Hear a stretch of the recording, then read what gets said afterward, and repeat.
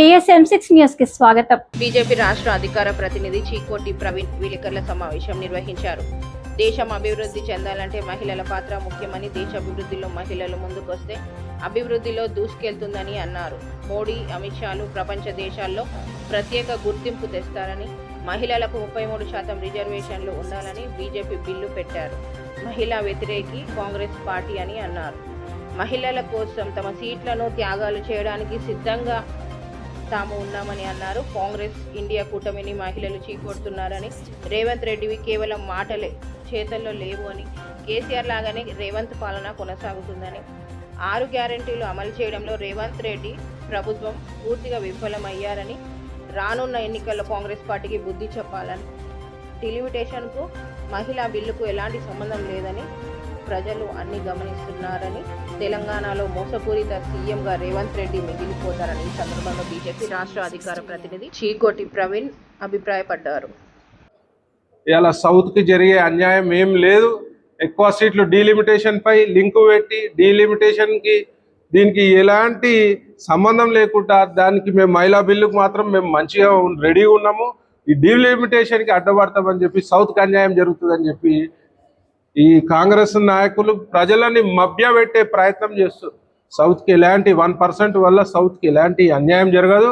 సౌత్లో బీజేపీ తక్కువ, సౌత్ స్టేట్స్లో బీజేపీ లేకున్నా కూడా సౌత్కి ఏ రోజు కూడా బీజేపీ అన్యాయం చేయలేదు. నార్త్కి ఎంత ప్రిఫరెన్స్ ఇస్తుందో ఫండ్స్ రూపేనా, డెవలప్మెంట్ రూపేనా, సౌత్కి కూడా అంతే ప్రిఫరెన్స్ ఉందని చెప్పి ఈ సందర్భంగా తెలియజేస్తూ, మరి ఆల్రెడీ ప్రజలందరూ చూస్తున్నారు ఎట్లాంటి గవర్నమెంట్, కమిషన్ గవర్నమెంట్. ఇది మొత్తం కూడా కంప్లీట్గా కమిషన్ రాజకీయం జరుగుతుంది. ఇవాళ ఏ పనైనా కమిషన్ ఇస్తే కానీ, ఇలా ఫండ్ రిలీజ్ కానీ, డెవలప్మెంట్ కానీ, ఎమ్మెల్యేలు ఏదన్నా రోడ్డు పని కానీ, వాళ్ళ నియోజకవర్గ అభివృద్ధికి కానీ ఏ పనైనా చేయాలంటే 10 నుంచి 15% కమిషన్ ఇస్తేనే పని జరుగుతున్నది. ఇవాళ పోలీసు వాళ్ళు, గవర్నమెంట్ ఆఫీసర్లు వాళ్ళ పిఎఫ్ డబ్బులు తీసుకోవాలంటే కూడా, ఇవాళ వాళ్ళ డబ్బు వీళ్ళ దగ్గర ఉన్నది ఖజానాల, వాళ్ళ డబ్బు తీసుకోవాలంటే కూడా ఇవాళ వాళ్ళ ప్రజాప్రతినిధులకి కమిషన్ 10 నుంచి 15% కమిషన్ ఇస్తే కానీ వాళ్ళ డబ్బులు వాళ్ళకి ఇవ్వలేని పరిస్థితి. ఇంత ఘోరమైన స్థితిలో ఈ యొక్క రేవంత్ రెడ్డి ప్రభుత్వం ఉంది. మరి ముఖ్యంగా హైడ్రా అని చెప్పి పేదలని భయభ్రాంతులకు గురి చేసే ప్రయత్నం ఈ రేవంత్ రెడ్డి సర్కార్ చేస్తున్నారు. మరి హైడ్రా పేరుతోటి పెద్దోళ్ళు ఇల్లు ఎవ్వరు గులుస్తలేరు. ముఖ్యంగా హైడ్రా రంగనాథ్ గారు చెప్తారు, మేము పక్షపాత ధోరణితో లేము, మేము కరెక్ట్గా పనిచేస్తున్నాం ట్రాన్స్పరెన్సీ తోటి అని. మరి ఇదే ట్రాన్స్పరెన్సీ తోటి పనిచేస్తే ఓఐసీకి చెందిన ఫాతిమా కాలేజ్ మరి చెరువుల కబ్జా చేసి ఆల్మోస్ట్ 50% కబ్జా చేసిన ఆ కాలేజ్ మరి ఎందుకు కూలుస్తలేరని చెప్పి నేను ఈ సందర్భంగా అడుగుతున్నా. మరి ఇక్కడ వన్ సైడ్ రాజకీయం జరుగుతుంది. వీళ్ళు డబ్బుల రాజకీయము, రియల్ ఎస్టేటు మొత్తం కూడా మాఫియా, హైదరాబాదు చుట్టుపక్కల ప్రాంతాలు, ఈవెన్ మీ మెదక్ జిల్లాలో కూడా ఇవాళ రియల్ ఎస్టేట్ మాఫియా దిగి మరి ఎక్కడైతే హైడ్రాను అడ్డం పెట్టుకొని భయభ్రాంతులకు గురి చేసి వాళ్ళ దగ్గర డబ్బులు వసూలు చేసే క్రమంలో హైడ్రాని తెచ్చి తప్పించి ప్రజలకు చేసేది ఏం లేదని చెప్పి ఈ సందర్భంగా తెలియజేస్తూ, మా మొత్తం రాష్ట్రం వద్దు, మీ మెదక్ జిల్లాలో ఒక్కరైనా హ్యాపీ ఉర్రా? రైతులు హ్యాపీ లేరు, యువకులు హ్యాపీ లేరు, మహిళలు హ్యాపీ లేరు, రియల్టర్లు హ్యాపీ లేరు. భూమి కొనాలంటే భయపడుతున్నారు, ఏడు హైడ్రా అవుతారా నాయన అని చెప్పి. మొన్న అపార్ట్మెంట్ చూసిరా, 5 floors అపార్ట్మెంట్, పెద్ద పెద్ద క్రేన్లు తెచ్చు డైరెక్ట్ 5 floors పోయి కొడుతున్నారు. ముందు కింద కొట్టేసిర్రు, మెట్లు కొట్టేసిర్రు, మీదికి పోయే పరిస్థితి లేదు. మీదికి ఎట్లా పోవాలంటే జనాలు ఉన్నారు మీద, అక్కడ క్రేన్ తెచ్చిండు అటు పెద్దది. గంత పకడ్బందీ ఏం అవసరం అబ్బా? అవతలోనికి నోటీస్ ఇవ్వాలి. అసలు నేను ఒకటి అడుగుతా, ఆ బిల్డింగ్ ఇంత పెద్ద బిల్డింగ్ ముంగట 5 floor బిల్డింగ్ ఉంది, దాని పర్మిషన్ ఎవరు ఇచ్చారు? పర్మిషన్ ఎట్లు ఇచ్చారు? మరి పర్మిషన్ వచ్చిన తప్ప కాదా? ఆ అధికారిని సస్పెండ్ చేయాలి.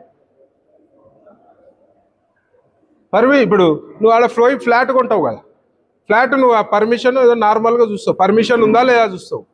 పర్మిషన్ ఉందాగానే కొంటావు. ఆ పర్మిషన్ దొంగ పర్మిషనా? లంచం దీన్ని తీసుకుండా, ఎంత లంచం తిన్నాడు, వాడెంత తిన్నాడు, పయ్యోనికి ఎంత ఇచ్చిండు, ఆ పయ్యోనికి ఎంత ఇచ్చిండు అంటే ప్రజలు ఒక్కరే బలి కావాలనా? పైసలు తిన్న అధికారి ఏం కావద్దా? వానికి శిక్ష పడవద్దా? మీ వ్యవస్థ కరెక్ట్ లేక ఇవాళ బఫర్ జోన్లలో ఇల్లు అయినది. మీ వ్యవస్థ కరెక్ట్ ఉంటే బఫర్ జోన్లో ఇల్లు కాదు కదా. మీరు డబ్బులు తిని ఏ గవర్నమెంట్ అని ఉండని, గతంలో ఉన్న గవర్నమెంట్ పర్మిషన్ ఇచ్చిన అధికారి అయితే ఉంటాడు కదా, అది రిటైర్ అయితే తీసుకొని జైలు ఏమంటా నేను. వాని వల్ల కుటుంబం మొత్తం నాశనమైంది. ఇవాళ ఒక ఇల్లు కొనాలంటే అప్పు చేసి వాడు ఎన్నో కళలు కానీ ఏ షాకిరి చేసి వాడు కష్టపడి ఇల్లు కొంటాడు. నిమిషంలో వచ్చి కూలగొడితే లోపల టీవీలు ఉండే, ఫ్రిడ్జ్లు ఉండే, తీసే టైం అవి కూడా ధ్వంసం చేసినవే. అంటే మానవత్వమే లేదా ఈ గవర్నమెంట్కి? మేము మహిళలకు అది చేసినాము ఇది చేసినామని చెప్తారు, కానీ అవన్నీ చేతల రూపంలో ఉండవు, ఇవి కూడా మాటల రూపాన ఉంటాయి.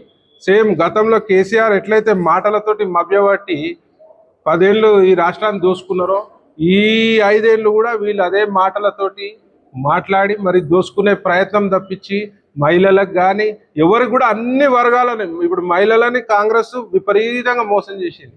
పుట్టి మహిళలు అనుకుంటే కాదు, 6 గ్యారంటీల అమలు విషయంలో మోసం చేసింది, వృద్ధులను మోసం చేసింది, వికలాంగులను మోసం చేసింది, మహిళలను మోసం చేసింది.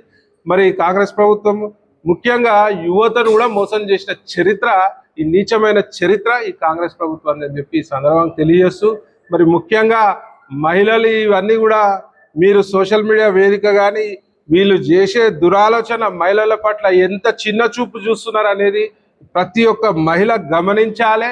వీళ్ళకి రానున్న ఎలక్షన్లో గట్టిగా బుద్ధి చెప్పాల్సిన అవసరం ఉందని చెప్పి ఈ యొక్క సందర్భంగా నేను తెలియజేస్తున్నా.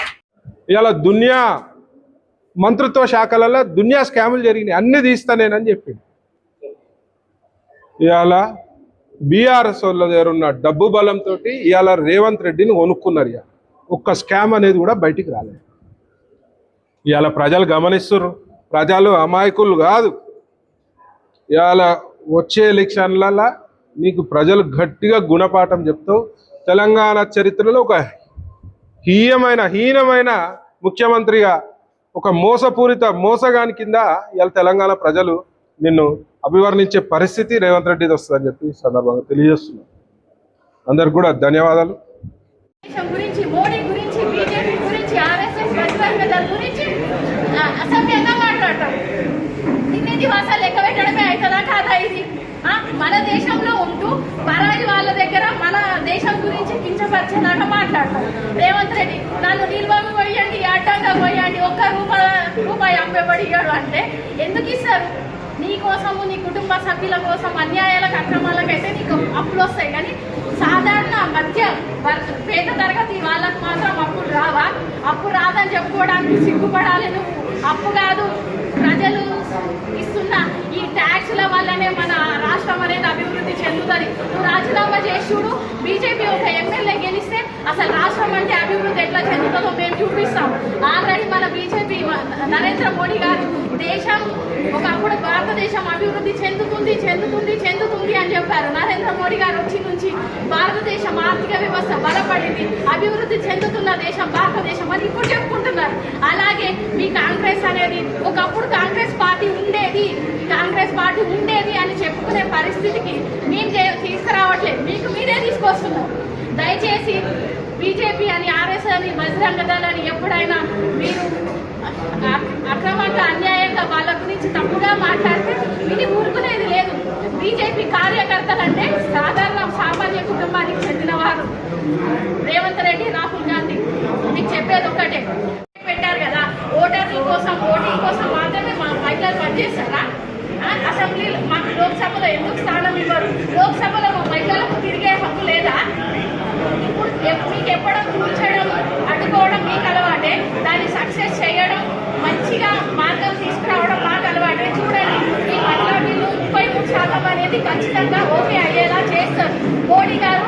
మేమందరం మోడీ కుటుంబ సభ్యులమే. అందరికీ సహకరించిన మీ అందరికీ నా యొక్క ధన్యవాదాలు.